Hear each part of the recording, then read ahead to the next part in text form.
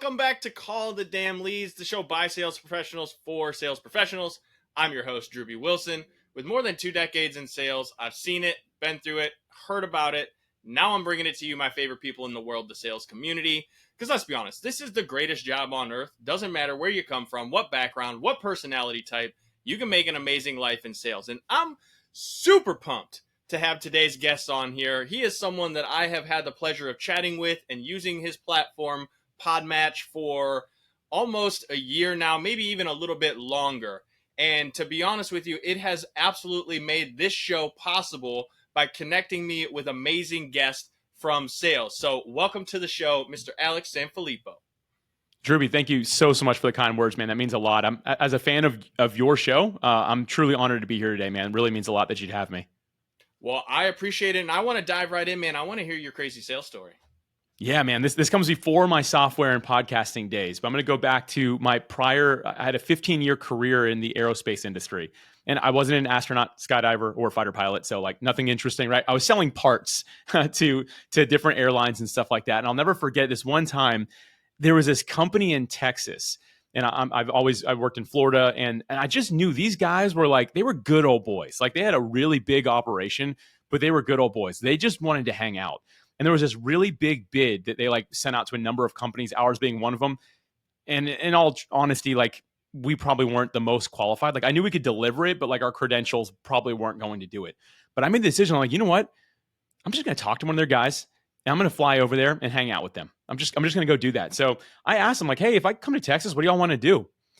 And these guys, this proves that they were good old boys. They wanted to buy an old beat up car. They wanted to take a whole bunch of guns out to one of their friends' property and just shoot this car and blow it up all day. And I was like, thinking to myself, I'm like, this is a public company I work for. I'm like, is my company controller going to fire me? I'm like, I'm taking the risk. I got on a plane. I flew over there. I helped invest in this car and I spent $15,000 on ammo that day. They brought out 30 people and they had about 100 guns. And like, I got bored of shooting. Like I'm in Florida and we don't have the option just to go out in our backyard and shoot guns. But like, I was like, man, it's been like 6 hours. These dudes are just not giving up. Right. And I'll never forget it, man. My company controller called me while I was out there and she goes, I just saw a credit card thing hit. She goes, did you just spend $15,000 on ammunition? I was like, yeah, I did. And she goes, you are in so much trouble. She goes, this goes like beyond, this goes to HR. Like this is beyond me and blah, blah, blah. And all this. I got off the phone. I was like kind of terrified. I was like, I have good rank in this company. Like, I don't think I'll get fired, but this is definitely going to be getting written up and probably get my hand held forever. But I walked back to the guys and the main contact, I'm like, man, my company controller is not happy I spent this money. He just laughed. He's like, what do we need to do? I'm like, could you spend more than $15 today or $15,000 today? He goes, yeah, I can. He makes a phone call and literally they bought like $100,000 on that first day. We basically like signed a contract. They spent that. I called her back. I'm like, this was the only way we're going to get this deal. And it ended up being like one of our biggest customers for the foreseeable future. But it was all because of just like me kind of feeling like, I think I just need to go meet these guys and have like a strange day. And man, one thing led to another, but that was like a really crazy, risky sales opportunity that I took. I absolutely love that story for a number of reasons. One, having worked in Texas for a number of years myself, there are 100% a whole lot of good old boys that love the good old boy process. And what I think is really important for people to understand is that sales is so much more dynamic than having a great script and being a slick talker and like looking good and sounding good. There's so much more to it. And the thing that I've always agreed on is it's a relationship-based growth. If you can build a strong relationship with someone, you can genuinely change their life and they'll be happy to tell other people about how you help them change their life. So, as you've progressed and come out of aerospace and now you're in this podcasting world, what even got you into podcasting to begin with? How did this all start? Yeah, for me, I wanted to get out of corporate. I enjoyed my time there, but it was a public company. It was a great company. And I actually left at year 15 on very good terms. I've been back a few times to speak at people's going away parties and stuff like that, which is really a gift. But I just knew it wasn't something I wanted to do for the rest of my life. And I wanted it to be something that felt more relational. Like I had that story that I shared, which I loved, but like that wasn't every day of the job. And I was like, I want something that makes it feel like I'm part of a community that's really doing something impactful. And I decided to, this is maybe, I don't know. Now I think it sounds genius, but back then I just think it was desperation. But I started a podcast 2 years before I left my corporate job because I didn't really know how to be an entrepreneur. So I started a podcast talking to people who had successfully left a 9 to 5 job to become a full-time entrepreneur to see what they did. And now I look back, I'm like, that was really smart. Back then I was like desperate, I think, right? So it was like free information that I was getting. And two things happened. One, I learned how to become an entrepreneur, but two, I learned that I wanted to be in podcasting. Like I fell in love with the impact that not just my show had, but other people's shows had, and just how it seemed to be such a tight knit community and not as cutthroat as my previous career and industry that I was in. And so I just fell in love with it. And that's ultimately what led me to really implementing what I learned as an entrepreneur. And I'll quickly share that's maybe an oversimplified framework, but step one, and find an area of passion for me was podcasting, being behind the microphone. Step two is to get into that community. So for me, I got into the community podcast. I started speaking at all the conferences. And step three is to find a simple problem that community is struggling with. And the final step, four, is to offer the fastest possible solution. And so for me, it goes back to the beginning of 2020. Before the world shut down, I was on a stage with about 2,000 people in the room. It was a podcasting conference because, again, I was in the community. When I got off stage, before I got off stage, I said, hey, anyone wants to talk to me, like I'd love just a minute of your time. And so a line formed, and which I'm very grateful for. Most people just being like, hey, great job. They're just being nice, right? But I took a pen and paper and I wrote down a few things: their name, their email address, and what they were struggling with in podcasting. And actually, this makes me want to call out something you said, Drewby, on episode 55 of your show. You actually, this was a line that you said that really stood out to me. And you said, I'm just going to focus on helping people, and you don't need any special skill to help people. You just need to ask the right questions. And for me, what I realized that no one in podcasting was asking is, what are you struggling with? We were just preaching from stage, more or less, right? And so that was the first time I actually did that. And when I came home, I whiteboarded out, because coming from corporate, I had whiteboards all over my office and room, right? And I whiteboarded out, and I'll never forget. I was like, man, what people were saying they were struggling with is finding the right guests for their show in a streamlined fashion. They can find people who want to be on the show, but not the right people. And so I was like, what if there was basically like a dating app, but instead of connecting people for dates, it connects them for podcast interviews? And you mentioned at the start, but podmatch.com, we built it for that, connecting podcast guests and hosts completely off of the idea of, what are you struggling with in podcasting? How can we help? And that's what people were describing. So that was my transition from corporate to podcasting. I've been doing this full time since 2020. It is so cool how an individual that decides, I'm going to do this, will figure it out. And now, there's not to say that there aren't a lot of ups and downs and roller coaster moments. That's entrepreneurship, folks. So if any of you aren't an entrepreneur already, like, be ready. And still, though, you can make money and create a lifestyle and a brand and a living however you want if you're willing to do the work. And what I love about that is, as you just said, hey, how can I help people? And with the podcasting world, having done hundreds and hundreds of interviews over the years, and I have one show that I did myself for like 1,000 episodes. The hardest part was finding interesting people to talk to that genuinely had a good process for talking.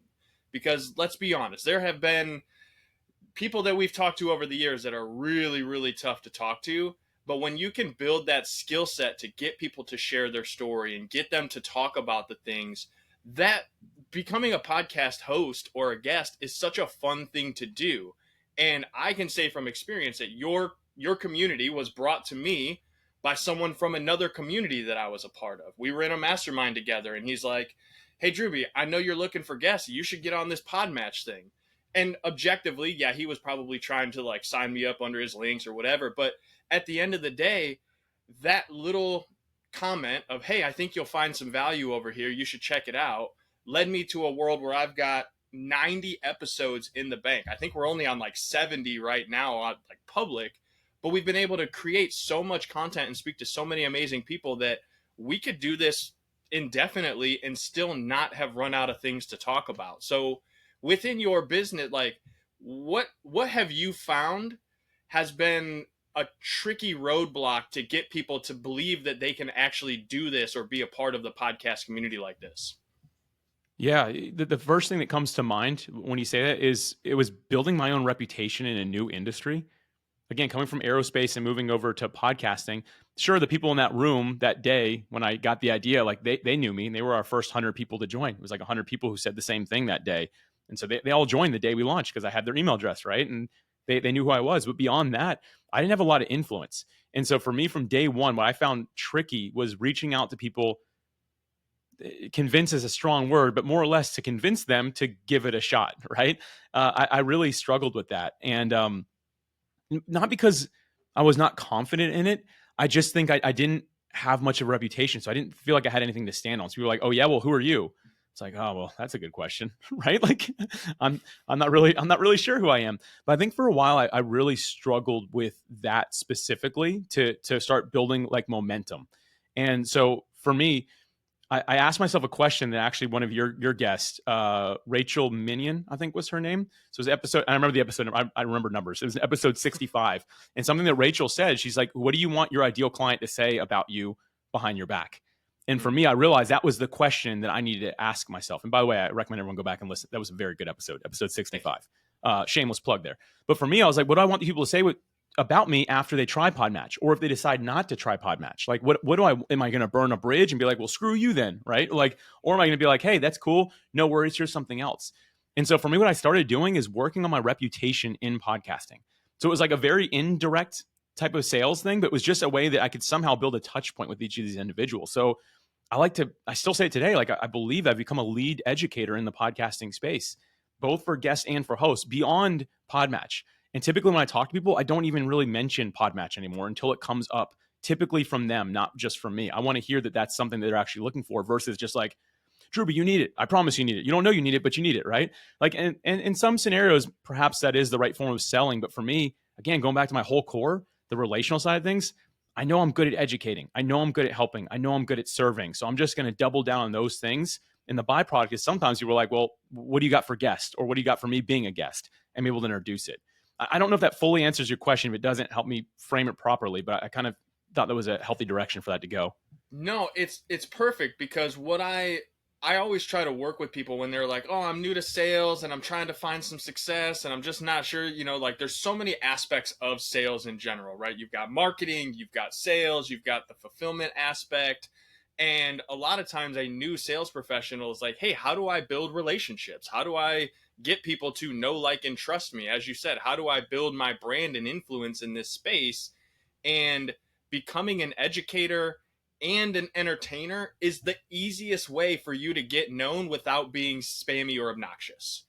And being able to create a podcast where you're literally just sharing valuable information about the product or service that you represent. And also, you could have a podcast about something totally unrelated to the business that you do. And just by proxy, people are going to be like, well, what do you do outside of podcasting? And you're like, well, I own an insurance agency or I sell roofs or whatever that thing is, right? It doesn't, you can create connection with people. And if people know, like, and trust you, they will tell other people about their business and your podcast. And that's the fun thing. And when you build the right relationships with the right people, the right things start happening. And that's, I'm going to shamelessly plug PodMatch because being able to go on there and filter down and say, hey, I'm looking for sales professionals that have this experience, that are, doing these kinds of things. It has made my life so much easier to connect with those kind of people. And that's what led me to meeting Rachel and a lot of the guests that we've had in the last 20 or so episodes, is having a room where the conversation was all about one thing. How can I help other people get the thing that they're looking for by providing value in a way that is trustworthy and not obnoxious? And so kudos to you, man. It's been such a fun thing to be a part of. Man, you just said the core of, well, thank you, first off, but you just said the core of what gets me like on fire. Like it's the value of podcasting as a guest or as a host. I love that you just touched on this. It's developing this know, like, and trust more for the hosts, right? Like, cause that's the platform. It gives you this, I don't know, prestige level, right? The guest as well though. And man, I'm going to share a story that I think is just reinforces so much. This was going back years ago. Are you familiar with like SMS marketing, like text message marketing? Oh yeah. Okay. So when that first came out, I saw somebody do it and I'm like, I know nothing about that, but I want in. That looks cool. And so I think this was like 2018 or something like that. And so I found 3 companies using a search engine. I opened up all 3 and I was like, I still know nothing. I just know that now I need to pay. But before I pay, like, let me see if I can find anything. At that point in my life, I loved podcasts. So I went to my podcast player app, and at that point it was probably Apple Podcast. I typed in SMS marketing, and then I typed in SMS marketing tactics, success, strategies. And guess what? Of those 3 companies, one of them had a podcast And that same company had their like senior marketing guy going on podcast. So it's the same voice on both of them. I binged their podcast, went through all of his guesting stuff, and guess which company I signed up with? That one. And the thing is, like, I went back out of curiosity because I'm like, oh man, I feel like I can be really successful now. Like, they have invested in me. They developed that know, like, and trust. This dude's cool. I could hang out with him. Like, I even remember telling my wife that. I looked at the three companies, theirs was the most expensive, and all three products were about the same. I didn't care at all. I was like, this person already invested in me so much. Like, I'm going to be successful because of what they did. Man, that right there is the power of this whole thing, right? Like, what a beautiful thing. And like, I think that more people that are in sales, that are in marketing, that are running companies, even if you're at a company, like we should be getting into this podcasting thing. I'm going to go a little step deeper on that, because one of the things that I've learned about being a guest on a podcast, or having, like you said, there's a prestige. It's the authority that you can build, and you can do it in two ways. One, you can share, the value and be an expert on your topic on these shows. But when people are reaching out to you, one of my favorite things in the world to do, if someone's asking me a question that I know is going to take more than 30 seconds to explain, or more than one or two sentences, I'll say, hey, I actually talked about this on this episode, or hey, a guest on my show said this, and I think you'll really appreciate it. And then I'm saving myself 30 to 45 minutes of trying to explain this whole thing over and over and over again. And they're like, hey, this guy really went out of his way to make sure I had this piece of value. And I appreciate that. And it steps your level of authority up, especially when you're a guest and you're on a show and people are like hyping you up and talking about how stoked they are that you're there. Like, that's one of the greatest things.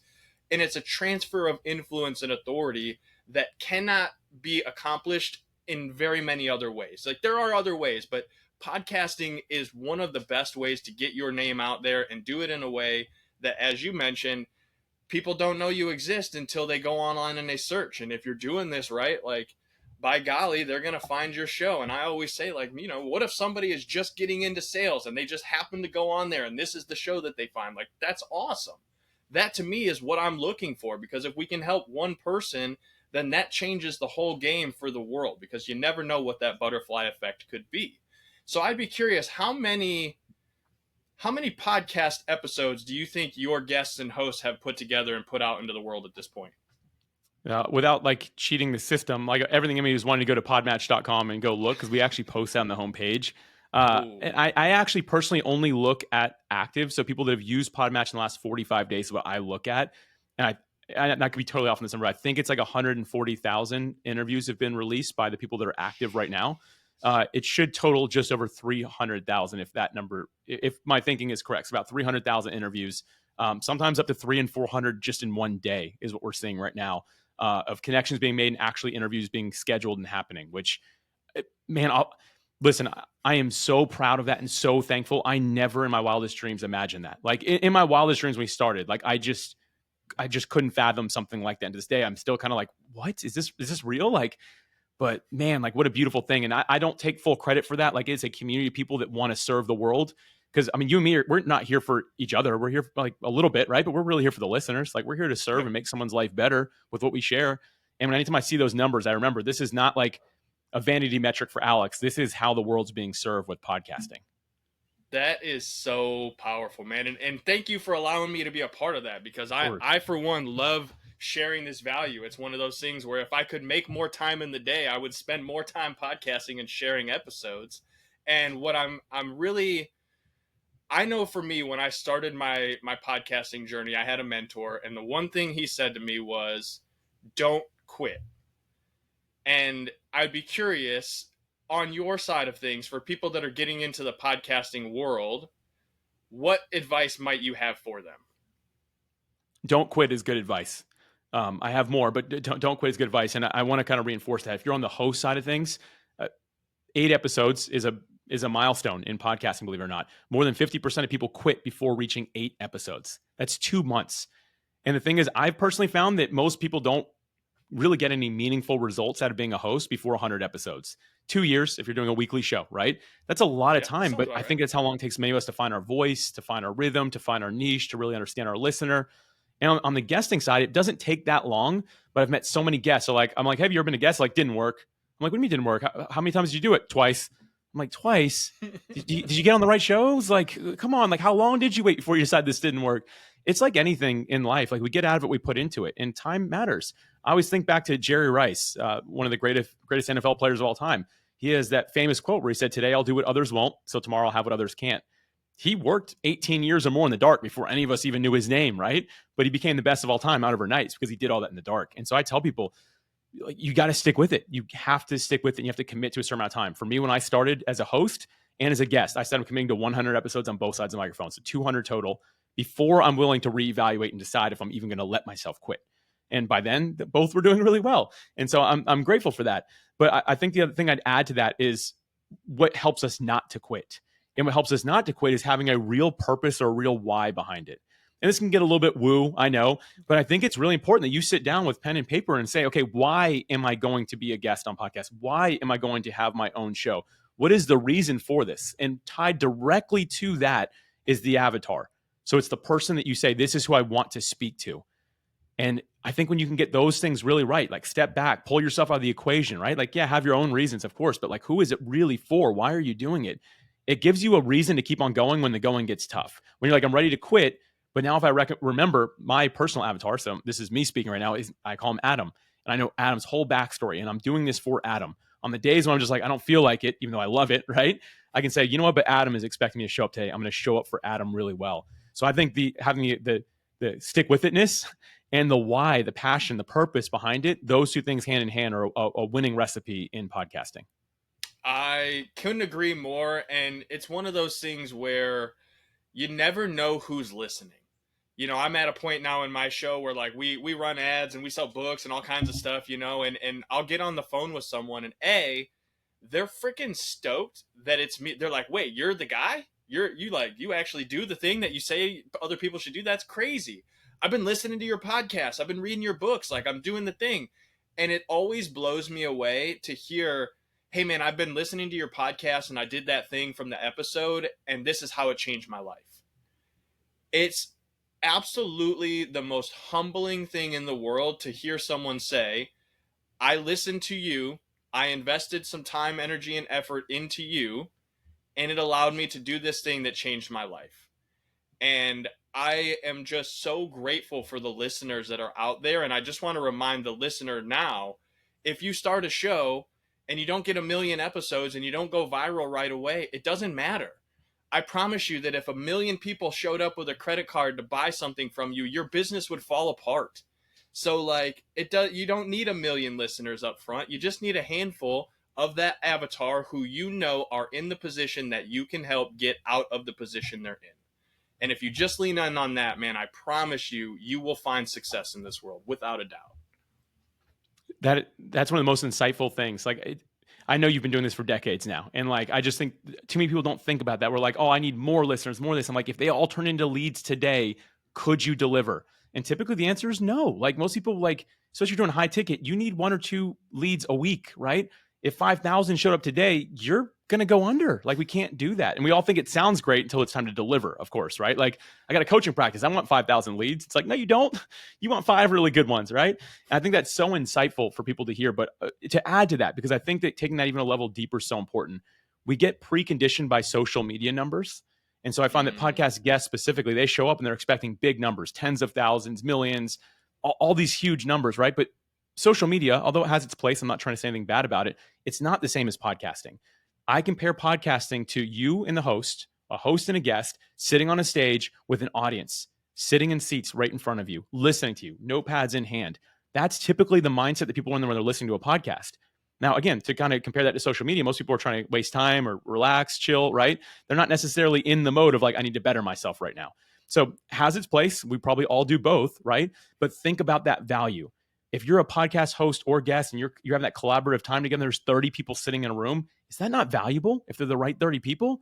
To me, I'd show up that room every single day if they're willing to all be there for me. And so I think we have to have the right frame of mind. If I don't need big numbers, I just need the right people in the room.